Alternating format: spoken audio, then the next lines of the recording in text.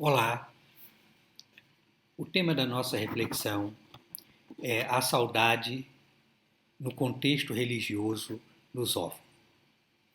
Nosso objetivo com esta apresentação é refletir sobre o tema da saudade no contexto galaico-português, mas também no contexto lusófono, que inclua aqueles países onde ainda há alguma relação, alguma aproximação com a cultura portuguesa.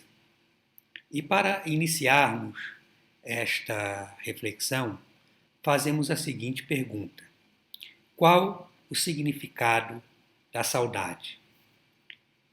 Bem, o movimento saudosista iniciou-se em 1910 e surgiu com a fundação da revista A Águia, que circulou em Portugal até 1932. Teixeira Pascoais envolveu-se com a revista em 1912, com uma grande influência sobre este movimento, que logo atraiu outras personagens para fazerem parte deste movimento saudosista. Segundo alguns tentam explicar, a palavra saudade é uma palavra sem equivalente noutras línguas, uma palavra tipicamente portuguesa. É uma palavra que denota um sentimento, ideia, uma emoção refletida e ainda a promessa de uma nova civilização lusitana. Em suma, é uma religião, é uma filosofia, é uma política tipicamente portuguesa. Tem a ver com uma nostalgia vivida em Portugal, como bem explicou o professor Paulo Borges. Início de citação. Esta nostalgia, do grego nostos, regresso, a casa, a pátria, e algos, dor, enquanto dolorosa insatisfação com a condição atual, sentida como exílio e ânsia de regresso a um espaço recordado como de maior intimidade, evoca aquilo que em português e na cultura poético-filosófico galaico-portuguesa se expressa também, e a nosso ver, mais plenamente, pela palavra saudade. Fim de citação. Trata-se daquilo que lemos na obra de Teixeira Pascoais, Regresso ao Paraíso. Uma obra belíssima, uma tragédia ao estilo de Dante, sobre a saudade. O livro, que na verdade é um canto, inicia-se com uma descrição do inferno, onde Satã consome o fogo dos seus dias, cuidando com amor do martírio das almas que ali lhe chegam. Da fronte do diabo sobressai o símbolo do seu império, a serpente que seduziu Eva ao enroscar-se na árvore do paraíso, transformando-a e a Adão nos dirigentes das noturnas legiões de Satã. Quando Satã, ouvindo que a serpente prevê o fim da humanidade, envia Adão e Eva para o mundo, à frente dos demônios aguerridos. Porém, não esperava que pelas recordações do paraíso, Adão e Eva revivessem o amor original, sentindo piedade dos seus filhos. Trata-se, assim, de uma batalha entre anjos e demônios, em que, se Adão vencer, o demônio que nele se entranhou poderá regressar ao paraíso. O homem vive em Regresso ao Paraíso, uma tragédia onde os personagens principais são Deus e Satã. Portanto, para Teixeira Pascoais, a saudade tem a sua gênese nesta experiência humana de ter sido colocado para fora do paraíso e então começa a sentir falta da presença divina, bem como daquela condição humana na qual ele vivia dentro daquele contexto em que foi criado.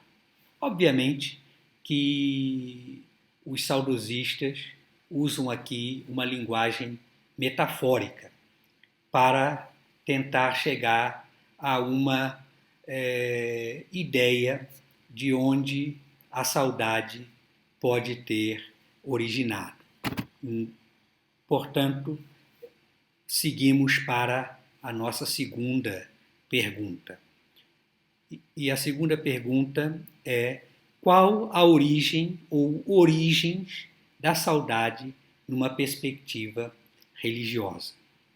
Seria o sonho inconsciente do regresso ao paraíso, na verdade, a fonte de toda a saudade humana? Bem, a saudade das coisas, lugares e pessoas representam um sentimento mais profundo, subjetivo e inconsciente daquilo que a humanidade perdeu, ou seja, o paraíso. E apenas em seu retorno para Deus, em si mesmo transfigurado em Redentor, é que a saudade poderá ser definitivamente satisfeita. Obviamente que não nessa esfera, mas no regresso ao paraíso. Paulo Borges escreveu que é fundamental investigar a relação da saudade com motivos centrais da espiritualidade humana. A saudade, como temos visto, encontra sua origem e objeto na espiritualidade. Na cultura budista, Paulo Borges explica que, um certo sentido, estamos saudosos, homesick, da nossa verdadeira natureza, que é, por sua vez, espiritual. Portanto, segundo Paulo Borges, a ânsia de Deus é já a presença de Deus. Um Deus ausente que se faz presente na saudade dos seus.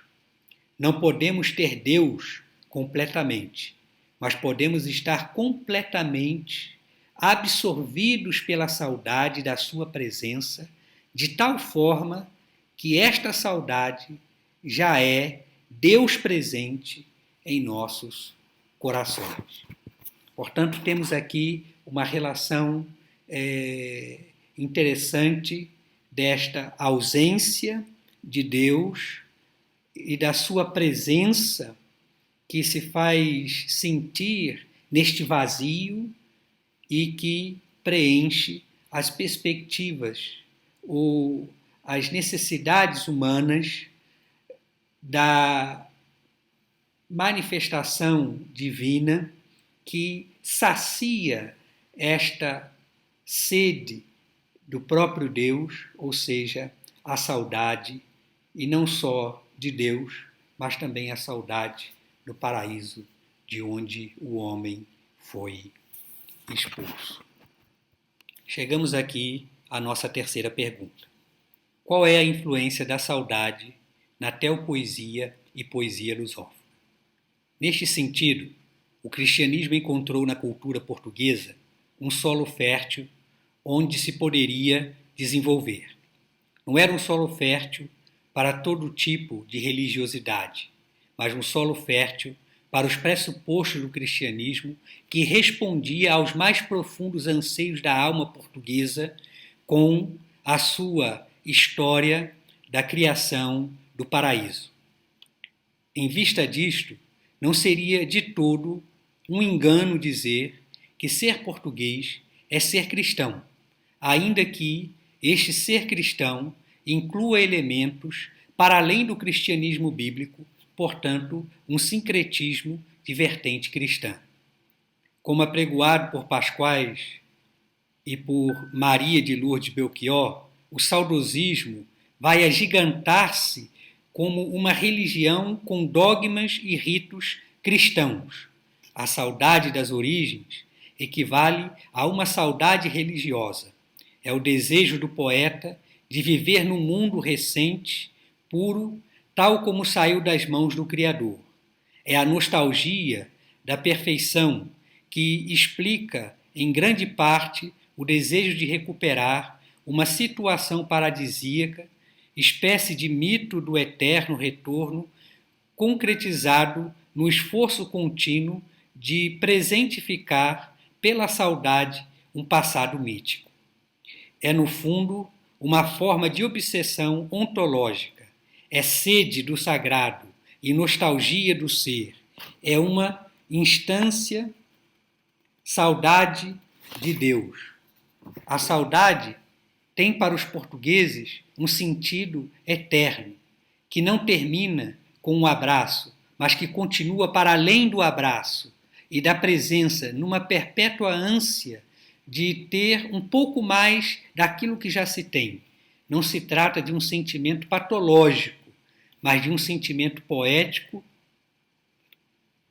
um sentimento puramente português, pois todo poeta, todo português é um pouco poeta, seja em palavras, seja em sentimentos.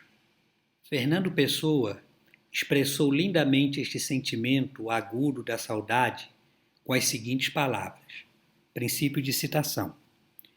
Sinto o tempo como uma dor enorme. É sempre com uma comoção exagerada que abandono qualquer coisa. O pobre quarto alugado onde passei meses, a mesa do hotel de província onde passei 6 horas, a própria triste sala de espera da estação de caminho de ferro onde gastei 2 horas à espera do comboio. Sim, mas as coisas pequenas da vida, quando as abandono e penso, com toda a sensibilidade dos meus nervos, que nunca mais verei e as terei, pelo menos naquele exato momento. Dói-me metafisicamente. Abre-se-me um abismo na alma e com um sopro frio da boca de Deus, roça-me pela face lívida o tempo, o passado, aí algures, uma voz, um canto, um perfume ocasional, levantou em minha alma o pano da boca das minhas recordações, aquilo que fui e nunca mais serei. Aquilo que tive, nunca mais tornarei a ter. Os mortos que me amaram na minha infância, quando os evoco, toda a alma me esfria e eu sinto-me desterrado de coração, sozinho, na noite, em mim próprio, chorando como um mendigo, o silêncio fechado de todas as portas. Fim de citação. A saudade tem seus mistérios. Alguns destes é demonstrado no divino. Como disse o poeta, a saudade é a nossa alma e a nossa musa. Ela é também Deus. Na saudade de Deus, que o mostra mais presente na própria ausência, revelando-o livre de todas as formas da sua presentificação, que o movimento saudoso transcende. A saudade de Deus é que é Deus. Adoramos a ausência e desprezamos a presença. Portanto, aqui uma ideia desta presença de Deus que se manifesta na saudade através da sua ausência. E este sentimento de saudade é a nossa satisfação que encontramos em Deus. Ao voltarmos ao regresso ao paraíso, observamos que para o poeta Teixeira Pasquais, o sonho inconsciente do regresso ao paraíso seria, na verdade, a fonte de toda a saudade da humanidade.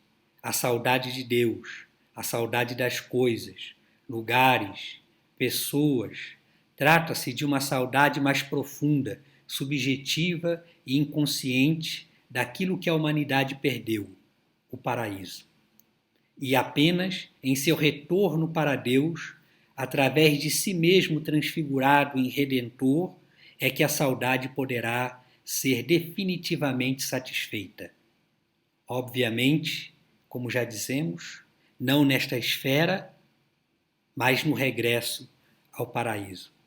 Portanto, vive-se esta eterna saudade do tudo e do nada, onde o tudo é descrito e o nada é indescritível. Muito obrigado. Chegamos então à conclusão desta apresentação. Nosso objetivo foi mostrar um pouco aquilo que poderia ser a origem deste pensamento saudosista. Utilizamos como referência os escritores saudosistas e também espiritualistas portugueses, que muito contribuíram para o avanço do estudo do saudosismo e da própria palavra saudade na língua portuguesa. Como já falamos, embora possa existir em outras línguas algumas palavras que possam se aproximar da palavra saudade, esta palavra não expressa exatamente tudo aquilo que a palavra saudade expressa dentro da cultura portuguesa, dentro da cultura galaico-portuguesa, e, portanto, é para nós um assunto, um tema de estudo, de reflexão, para que possamos melhor compreender e melhor refletir sobre este sentido, esta palavra tão importante do nosso vocabulário. Tentamos mostrar a relação da palavra saudade com o divino, com a experiência religiosa, porque esta foi a forma na qual os saudosistas procuraram entender este sentimento, entender esta palavra e, então, com isto, trazer um significado, um sentido que pudesse ser compreendido, principalmente dentro da perspectiva cristã, onde a realidade do paraíso faz parte da teologia portuguesa e da teologia cristã e, portanto, reflete a saudade para este princípio, para esta gênese humana, e ali então busca a forma de se manifestar no sentimento, nas emoções e no entendimento português. Muito obrigado pela sua atenção.